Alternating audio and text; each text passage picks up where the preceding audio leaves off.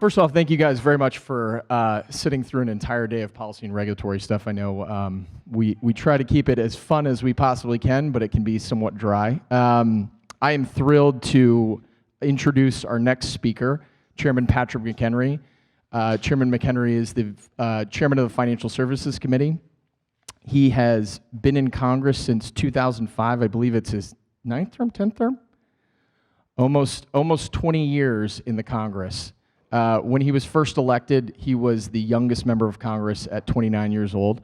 And before he took over as chairman of the Financial Services Committee, he was the chief deputy whip for the House Republican Conference, which is one of the most senior leadership positions. But above all, his proudest moment of his entire career is being my former boss. So with that, one of the best people we have in Congress, Chairman Patrick McHenry. Yep.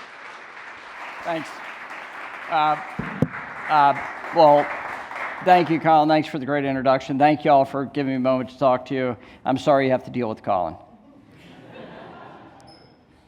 I say that with all due respect. Collin was my deputy staff director, trusted advisor, and sorry to lose him, but my loss is actually crypto's gain, frankly. But thank you. I want to give you context for what's happening in Washington. That video tells really all that you need to know about regulatory clarity of the most important agency for crypto. And his unwillingness to answer a very simple question that is a self-evident question to everyone in the space and to him.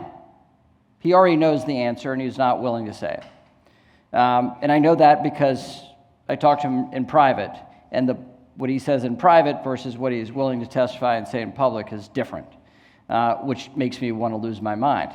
All right, but the context of Washington now, the work that is to come, and the reason for that. So most of what you see out of Washington is just the tip of the iceberg. It doesn't actually speak to what is happening. So you're going to see a lot of debate in the next month about the debt ceiling, whether or not the debt ceiling is going to be increased or not increased, and what that means and everything else. That's just the tip of the iceberg. Most of the work of Congress happens in a very quiet way, not well covered by the press, not in the media, and it is not some largely clashing partisan moment. A lot of policy happens and a lot of policy work happens in Congress on a daily basis. And over time, you can build consensus, you can build out policy, you can build out legislation, you can pass legislation into law. So what you're getting by watching the media is just the tip of the iceberg. It doesn't speak to the sum and substance of what happens on a weekly basis in Congress or with the regulators. So what is happening now? In my committee, we're working on two major pieces of legislation that affect the world of digital assets. One is a federal framework for stablecoins. Right now, New York Department of Financial Services is the only financial regulator that has a regime for the things called stablecoins. A stablecoin is a payment regime, and it should be viewed in that light at the federal level. And we're going to have federal law. We're going to have a bill that we've worked down for the last 14 months in Congress that we will produce out of committee in the next 2 months. And it'll give a federal regulatory regime for payment stablecoins. It's a lot like the New York model, because the New York model is a very good indicator of how you can actually have safety and soundness, a safe asset that is a means of payment and an exchange of value. That's one. Two, at the federal level, we have to provide two important things. One is clarity on the treatment of digital assets. You have the commodities regime with the CFTC. You have the securities regime with the SEC. There are two different sets of market structures, as you all know. They function differently. The attributes of what is a commodity and a security are different. And there's a prove-out of one regime and the other. But you firmly find yourself into one regime or the other, and it's like Hotel California. Once you check in, you can never leave. So we have to bring the clarity of what is a commodity and what is a security to the world of digital assets. And we have to have a prove-out of a securities regime by which you raise capital, which is traditional to the securities regime. We have a very smart set of regulations, long-standing, that Congress updates from time to time, and Securities Exchange Commission updates from time to time on how you raise money. You all are very savvy and very familiar with that. We then have to have that moment by which you raise for a digital asset and that it can prove its way out to be a commodity or a security based off the attributes of that network. It is distinct from a business startup that is an ongoing enterprise that is controlled by a narrow few, that fits narrowly into the Howey test that proves you're a security. So we have to have a prove out of that regime based off the attributes of the underlying blockchain technology and the asset that is created. So we have to do that in law. Clarity of digital assets, how can you hold it? Who can hold it? You have an accounting regulation by the Securities and Exchange Commission today that says basically you can't hold these assets on your books without taking a large provision of capital to hold the asset. And without a reasonable asset allocation of capital to protect that asset, it becomes an uneconomic business initiative for the banks or traditional holders of assets. So they've been pushed out of the marketplace by regulation. So we have to fix that regulation. We have to have a prove out from the securities regime to the commodities regime, and a number of other factors that need to be remedied, like the debanking of crypto and crypto-related companies. It's my intention to move legislation on those issues. We're going to move legislation before the 4th of July, which is pretty fast for Congress, pretty slow for you, the work that you do, but pretty fast for Congress. And we're going to move a market structure bill that deals with securities and commodities. In Congress, though, the complicating factor is the CFTC is regulated by the Agriculture Committee, and the SEC is regulated by my committee, the Financial Services Committee. So we have to have a joint set of policy, which means we have to cut a deal with each other. Like with my committee and the chair of the Ag Committee, we've cut a deal. We have a set of principles by which we're operating, and we're writing policy to those principles around how digital assets should be reasonably treated in our regime here in the United States. The pressure point for us is real, though. The pressure point on the industry is real. The competition internationally is real. The United States has always been front and center and the leader in the deployment of new technology. We're the best place to raise capital, deploy capital. This is the reason why everyone in the world wants to be in the United States, normally. But the rest of the world has an opportunity around crypto because we've got our heads stuck in the sand, and our regulators in Washington have their heads stuck in the sand, and we're behind now when it comes to digital assets. And the regulators are taking an active decision to say digital assets are not here to stay. We can kill it in the cradle and not let it grow. Well, it's going to happen, and it's going to happen regardless of whether or not the United States is a leader or a follower. And if we're a leader, it can have a rule of law, speech rights embedded in it like we had with Web 1, we can now have with Web 3. So it's my duty and the help that I need from you to make sure we move policy in Washington so that we can have this technology happen here, and you don't have to make tough choices for your companies on where you're going to be headquartered, in employee headcount, where you're going to be, where you seek to be regulated, and where you seek to innovate. We want it here in the United States, and we want you to be the key folks that draw in talent globally and use cases globally that we can then export. So we've got a lot of pressure in the short term because the regulator's in the wrong space, the world is catching up, and innovators want to innovate and put dollars and ideas at risk and in the marketplace. So that's the push for me as a policymaker. And the reason why I'm here is you need to understand the implications for you of the uncertainty of these regulators, and you need to know that you have a role in how you can advocate for this new technology. And you have a voice in this process because we have an open society, we have elections, and we have elected officials that need to listen to their constituents. So you need to connect with them. And that's my ask today, which is give me feedback. I'd love to hear your questions. We've got plenty of time for that, number one. Number two, know that you do have a say and a power in this debate, both in the short term and in the long term. And three, with the mechanisms that Collin has talked about in Washington, you have a way to do this effectively and at the same time still focus on your primary job of innovating and delivering. So thank you for your time. Why don't we stop there?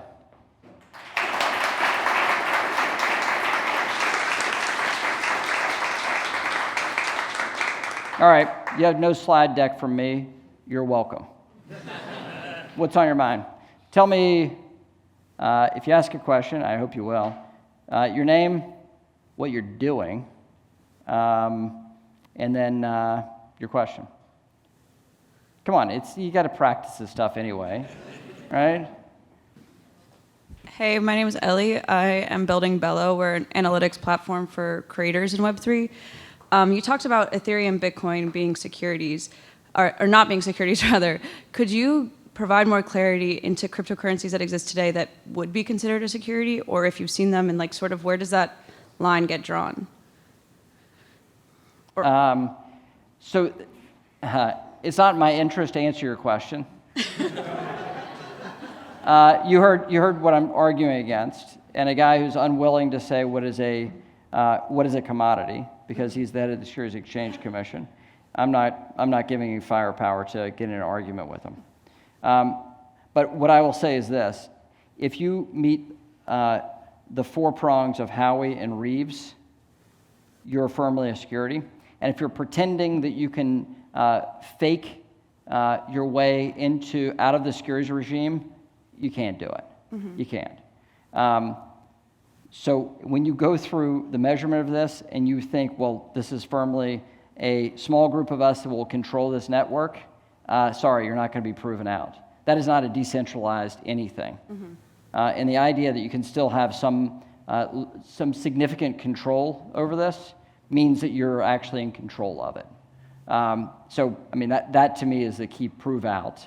If it's a narrow group of folks that still have broad impact on the whole network, you're not decentralized. Okay. You're a pretender to it. You're kind of like Sam Bankman-Fried using QuickBooks and pretending like he's an innovator. Yeah, I definitely agree with that. And I guess I'm curious, like with the legislation that's being passed, the goal is to provide more clarity. A lot of us working in this industry, like that's what we want. We're not against following rules. We just want to know what the rules are. And I think part of that will potentially be sussing out bad actors, like the Sam Bankman-Frieds or whoever else. I guess where do you see the effect on the industry, both positively and negatively, as these bills come out?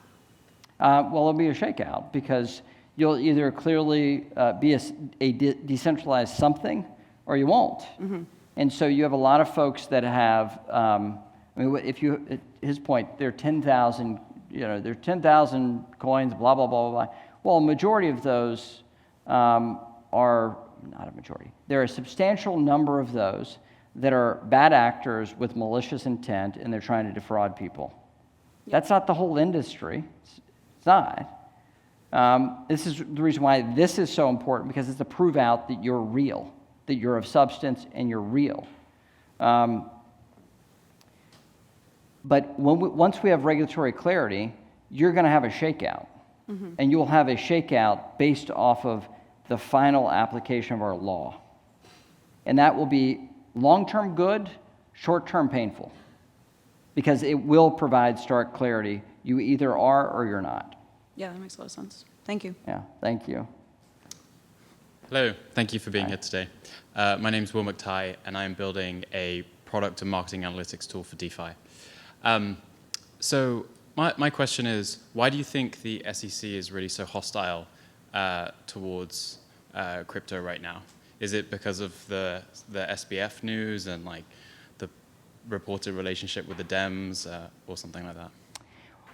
There are a couple of things. First of all, Senator Elizabeth Warren has a very fixed view on crypto. Do you know why?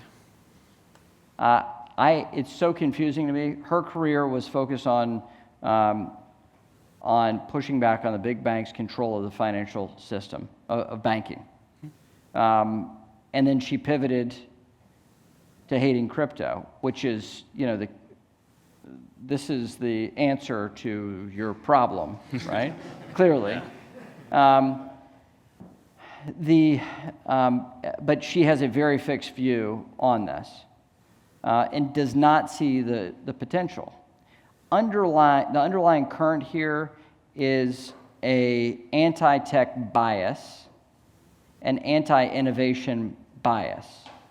And it goes right back to when folks came from the countryside to break the looms that were taking people's jobs. It's an anti-technology view that's at the heart of that. Now, that's not where all the progressive left members of the House and Senate are. There are, in fact, some that completely get the use case, completely see the potential, and how it links up with their worldview. Which the beautiful thing here is, whatever your worldview is, you can see it through being able to control your financial future and the way you interact with the internet and unleashing value in the world of information. The bias here, though, is driven by some loud voices in the progressive left, and Senator Warren has a very strong chokehold on nominations to financial regulators. And Gary Gensler listens to her more than any other senator and is much more doing her handiwork at the agency rather than having an independent agenda. Thank you. That's very helpful. Thanks. And The second part is they should find themselves quite embarrassed by their relationship with Sam Bankman-Fried and FTX. And they were set up to do some of his bidding, and that because of his deep connectivity with some Democratic elected officials, and that has then embarrassed them into this position further. And you mentioned at the end that we can advocate. Like, how can we advocate? So where are you from? I'm from the UK, but Okay. Not helpful to this conversation. but I live in California. Okay. Well, registered. you have two members of the Senate, one member of the House. You need to have connectivity with them. The issue here is that you're. I'll ask my girlfriend to vote. Yes. Where is she from? America. But more specifically. We live in San Francisco, but she is from New York. Okay. Okay. It's an internet. Do you need us to move somewhere? Or? No, my point is, like, where you're from, that's where you're from. So who's from, give me a state that's neither Great Britain, anybody not from California? Arizona. Minnesota, where about? Arizona. Arizona, that's different than Minnesota. You said Minnesota. Minneapolis? Who's that? Yes, reach out to her, connect with her, okay? So, and where are you from? Arizona. Yes, where? Oh, Scottsdale. Scottsdale. All right. I think Dave Schweikert is your congressman, I think. Connection there, right? So go back to those connectivities and have a relationship with them. You have expertise. You can bring expertise to policymakers. They're either interested or not interested in hearing from experts. And if they're not interested, you can replace them. And if they are, you can engage with them. Engage with them. So that outreach, that connectivity, regardless of where you're from, but where you are, make sure you have those connectivities with your members of the House and Senate. Thank you. Thanks. Thank you, Chairman. My name is Murat. I'm the founder of PrimeEv. We're building very low-level infra that makes blockchains operate more efficiently, essentially. I want to highlight two problems as an entrepreneur in this space that I continuously have. This is my second startup in this space, my third business overall. And I want to kind of see how you're addressing it, maybe in your legislation or how you're thinking about it. One is with stable coins in terms of the fiat on and off ramp. So basically, getting on chain and off chain in terms of even US dollars. The fact that there's such a huge wall between that, and when we think about it, there aren't that many walls between banks. It's just dollars moving. When you send it from a bank's to PayPal's ledger or Venmo, something like that, it's fairly seamless. But for some reason, the minute it goes on chain, and yes, there's some reasons for it, it gets incredibly difficult, and there's a huge kind of wall in between, and that creates these kind of isolated, environments where prices and other things. There's lots of more derivatives on the other side because of this, and prices move it essentially adds risk and uncertainty to the system on the one side, because that process is not efficient. And yes, we can have KYC and other things in between, but making that process more efficient, or at least more seamless, would lead to a lot of stability on the other side that would help all of us over here and people creating businesses. So one is that concept, and the other is just banking as just someone paying their vendors. We're not buying crypto or betting on anything, but just as a crypto company that has multiple bank accounts, multiple institutions at this point, it's just incredibly difficult. This morning I had to pay a vendor who accepts money in stable coins, and I had to really think, oh, should I really do this from my our JP Morgan account, because they might flag us for some reason, and I'd rather not do that or deal with that. So having that level of anxiety is also a huge problem. So I just wanted to ask your opinion, how you're thinking about these two problems in the So legislation. let's start with that. So Operation Choke Point 2.0 is real. You have banks that are unwilling to create new business lines, even though they see that there's a need because of regulators. And the regulators are saying, not no, they're saying, I'm going to have a lot of questions, and you're going to have a lot of work to do on an ongoing basis about all your relationships, which means it's an added expense to start a new business line, and an added expense you can't appropriately measure. So that's the reason why you see banks not opening up new relationships, one. Two, you have existing banks that are dealing with those same regulatory pressures, but they have existing relationships they're willing to keep, and they're trying to keep, but they have pressures from their regulators on asking about every transaction. So until Congress acts, you're going to see this type of action. And they're trying to choke off the industry, and they have this view that they can still choke off the digital assets industry and everybody innovating in this space, which I think is absurd, completely absurd. It is counter to history, and it's counter to technology deployment. But that's where this administration is and these regulators. We're trying to remedy that by acting in a bipartisan way in Congress, and changing the law so they can't do that, and bringing clarity to the space generally. So that's one. Two, our existing stablecoin regime is clunky. There's not real competition in the space. And so we need to enhance this by having a federal option for a regulatory pathway. And we need to have this option firmly in a payments regime. And firmly in a payments regime takes it out of, in essence, a current financial product sitting alongside a current financial product. So this is effectively a paired trade, if you think in a securities regime or a commodities regime. And by doing it that way, it makes it clunkier,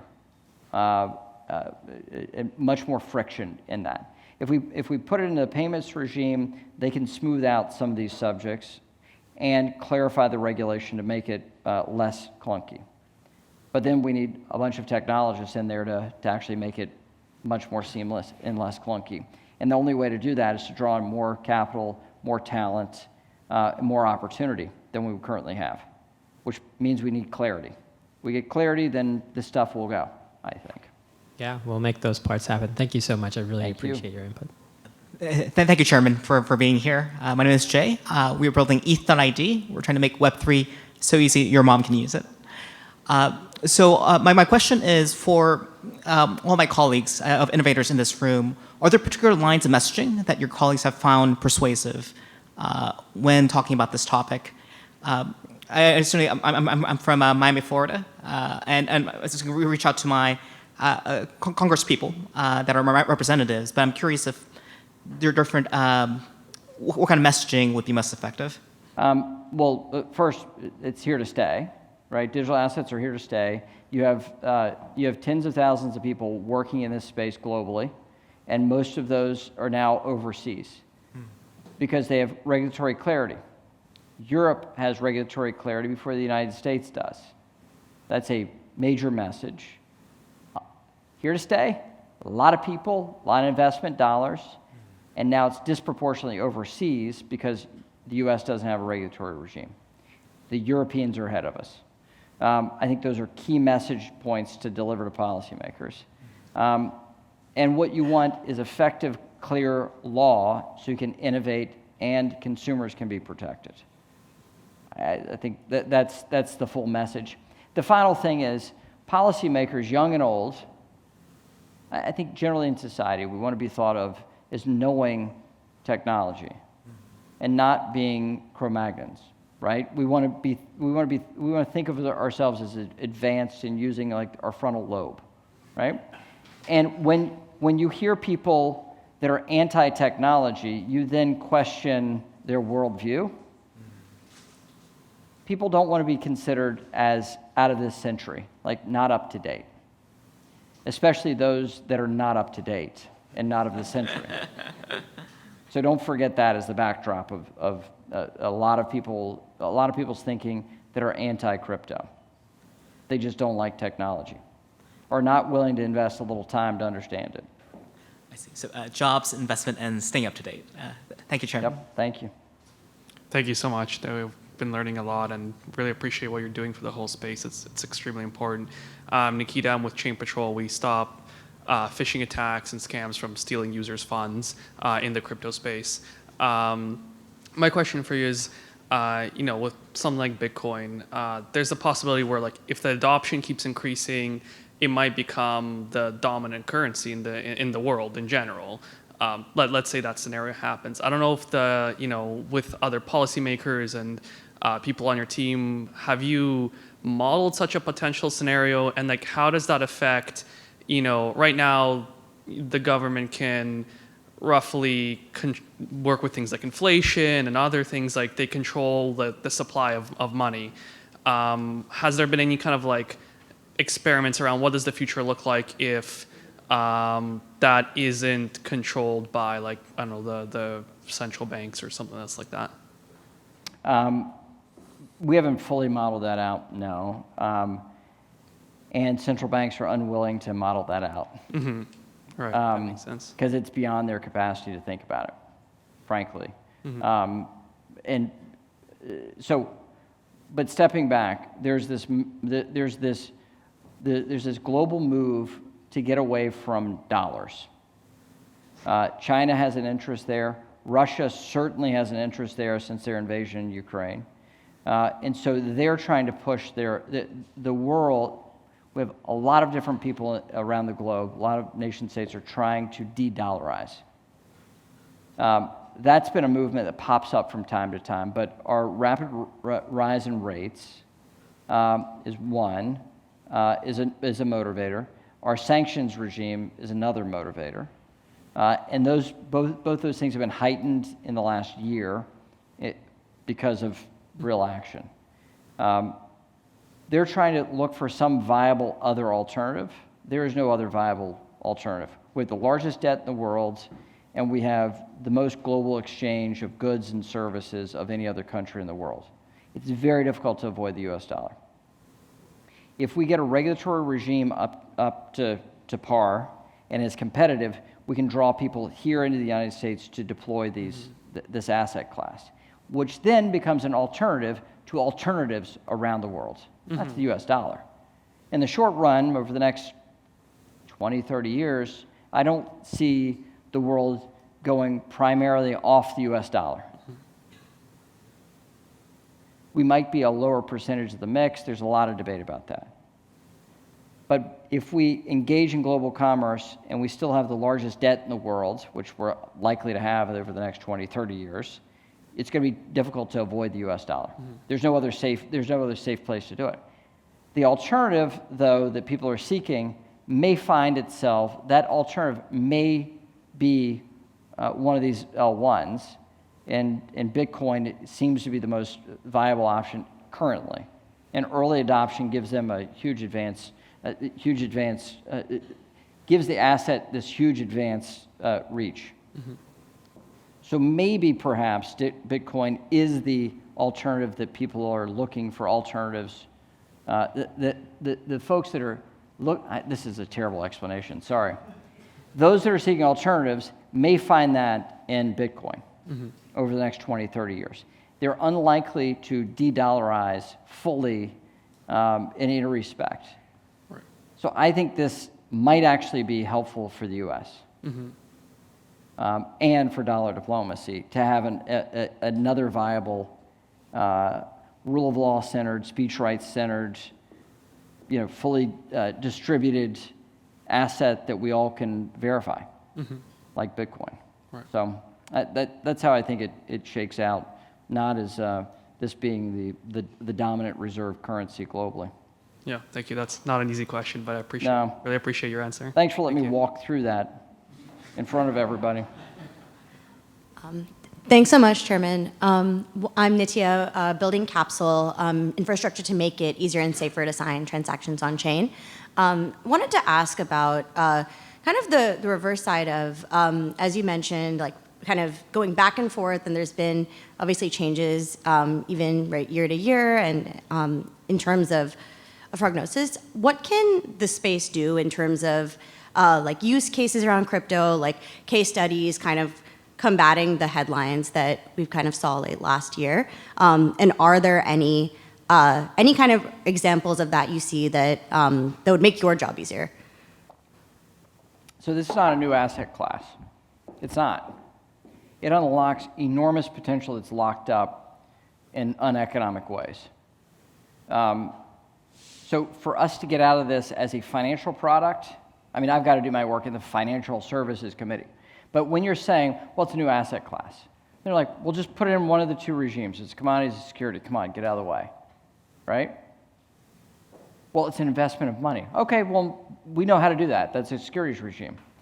This is a new thing based off of a new technology frame that unlocks a variety of use cases.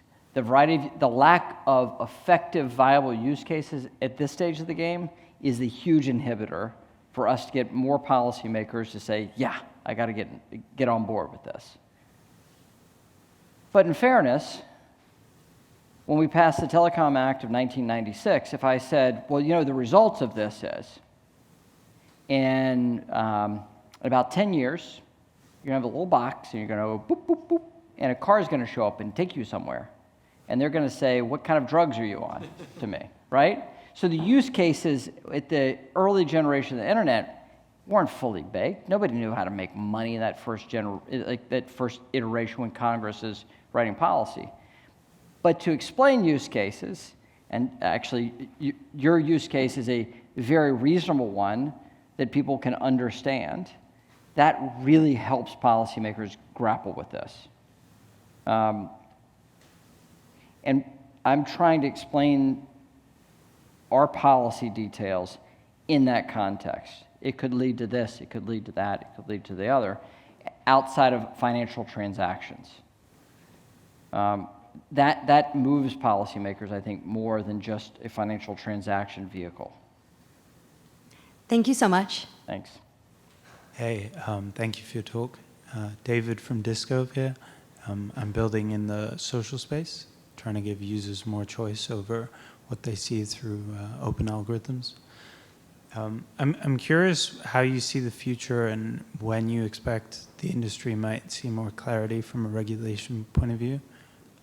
Maybe like a percentage chance that you think the SEC will publicly state that like Ether is a commodity in the next 2 years? Congress will do it because the SEC won't. So, okay. My calendar for action is we'll have a bill passed out of House committees by the 4th of July. And by the fall, we'll have a bill passed out of the House of Representatives.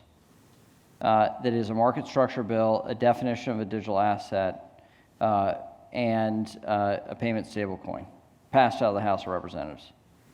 By the end of the year, I give it a 45% chance of success that we have law, that I'm able to pass a market structure bill and a stablecoin bill into law. 45% chance,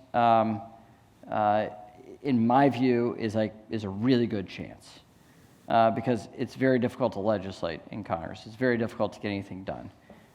So I am optimistic. The odds have been far worse stacked against me for other policies I've carried through into law. This is the most important, though, to me. So I want to get things done, and I've got Democrats and Republicans that are working with me to get things done. Thank you. Thank you. And when we do that, that will provide the clarity for all digital assets in their regulatory regime. Not the obvious one that ETH is a commodity. Ether is a commodity. Hi, Chairman. Thanks very much for being here today. So I'm Nico. We are building fully on-chain games. Just a follow-up question for the Ether, whether commodity or security. As you mentioned, that if it's a commodity, it will be under the agriculture committee. So is that a promising path that if it's categorized as a commodity, how are they thinking of it? This is the quirky bit this is the quirky bit of our regulators. Our financial regulators are a complete mess in the United States, right? You go to every other regime around the world, you go to one financial regulator, and they do everything. They do banking, they do securities, they do commodities, they maybe sell fruits and vegetables in the back. I mean, it's like they do everything, right? And you come to the United States and you're like, wait, we have 3 different bank regulators? Nothing bad could happen with that. We have securities and commodities, and they don't talk to each other? Oh, and then you have commodities that are regulated by the Agriculture Committee that's focused on farm products. And commodities are much different things now than 100 years ago. So that's complicated. The commodities regime is purpose-built for clear products that are not run by an ongoing concern and don't need ongoing disclosures on the decisions that a narrow few are making. So when you think of Bitcoin, it's clearly a commodity. No one, the reason why the regulators have not gone after Bitcoin is go knock on whose door, right? Go find Satoshi. Go ahead, right? A lot of theories about who's Satoshi, but there's no door to knock on. So they have to acknowledge that it is what it is, a commodity. And likewise, if there's no one maintaining that, no central person maintaining the network on an ongoing basis and is in control of that network, it is clearly not a security. So we need to prove that out and get them into the right kind of regime, which is appropriate and purpose-built for the type of regulations that will enable innovation to occur. Okay. So I do think it's the right regime for the things that are most clearly commodities. But we have a lot of folks in the space that will fall into the securities regime because they're still controlled by a narrow few and predominantly owned by a narrow few and don't actually have a proven ongoing concern of a fully functional network. And absent those qualities, they're going to fall into the securities regime. So there's going to be clarity here. And until you free yourself and actually have a network that does not need to be maintained by a narrow few on a day-to-day basis and be controlled by that narrow few, then, you've got a heavier regulatory burden. Yep. Thank you very much. Thanks. Hi, Chairman. Thanks so much for being here today. I'm Brandon, working on a protocol called Share. I think a lot of the, for me at least, the distinction between commodities versus securities seems to stem from the language in the original paper around coins and tokens. But from a technical perspective, these are really just pieces of data on the internet that happen to be used as coins and tokens. Have there been thoughts around the case where maybe it's neither a commodity or a security, but instead a credibly neutral infrastructure layer that actually combats the biggest problems that are happening today with monopolies and big tech? Well, so if your key has a value, if your keys have value, that's a very difficult thing. Perceived value, though, right? Like yeah. My laptop has value to someone that's in the market for it, but it's not a security or a commodity. So let me step back. Collin? Yes. Collin, we'll step back. My view was that we should have a third regulator for this space that is different from that. Go ahead, Collin. You want to argue? I wish you hadn't asked this question. So you got to go poke the bear here. But I've got to acknowledge political reality, and I got to go put it with the agency that most fits. There is certainly space here for things that are neither securities nor commodities. And there is certainly space here by which I can own things and put them in my pocket, and it's none of your business what's in my pocket. Exactly. And we have to preserve that. We have to preserve that right. It's none of my business. I don't know if you have no dollars in your pocket or whatever. Doesn't matter. It's none of my business. I had to have this discussion when we were negotiating last summer with government officials about wallets. I said, well, we need wallet regulation, just like we have banking regulation, right? You have a bank account for safety purposes. I'm like, well, what is a wallet? Exactly. Right. I said, well, I'm sorry, no, what is a wallet? I don't understand what a wallet is. Because my wallet could be a notes app. It could be a piece of paper in my pocket, right? It could just be in my head, right? But they don't conceive of that. And so you have to win fundamental fights for spaces for freedom in the middle of this regulatory frame. And you're raising a really valid question that we have to make sure is provisioned for in law. Because there are things that are by which I may want to give you and you may want to give to me without an exchange of value, so much as I want to give it to you, you want to give it to me. We have to have provision for that, Yep. right? You can take shoes, right? We can sell shoes right now. What's the reporting mechanism to the government? There is no provision for that, right? So we have to have the same provision on the internet. We have to have the same provision in digital assets. We have to have the same provision, whether it's me giving you $5 on PayPal to pay for a coffee, right? There's stuff that should not be the government's concern here, and it doesn't go to some larger societal problem. Yep. And we have to make sure it's provision in law. So Yeah, thank you so much. that was a setup, Collin. And I'm glad we ended with that because you can give him a hard time. Yeah. Yeah. We'll talk about this offline. Sounds good. Yeah, it sounds Yes. like it might be an issue with the naming convention, but thank you. Yeah. We need a better name for stable coins, by the way. Bits. Thank you. Thank you for what you're doing. Thanks for what you're doing now that I get to use later. It's pretty cool. It's great to be with y'all and see the people that are making a huge difference.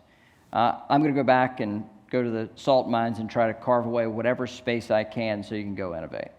But thanks for what y'all are doing, and honored to have a moment with you. Thanks so much. God bless.